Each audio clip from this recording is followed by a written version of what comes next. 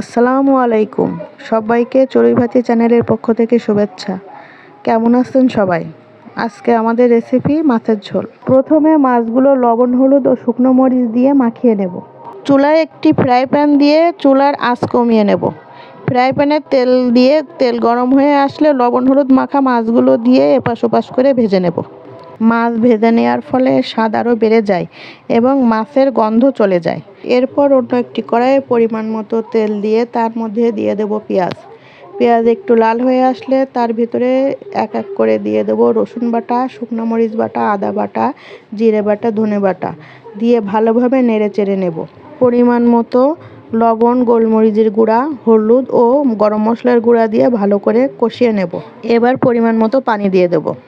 পানি ফুটে উঠলে তার ভিতরে ভাজা মাছগুলো কাঁচামরিচ দিয়ে ঢাকনা দিয়ে দেব।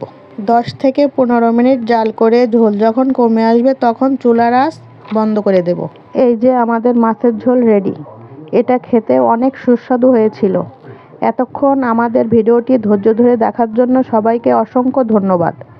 ভিডিওটি ভালো লাগলে সবাই লাইক, কমেন্ট ও শেয়ার করে যাবেন। সবাই ভালো থাকবেন। আল্লাহ হাফেজ।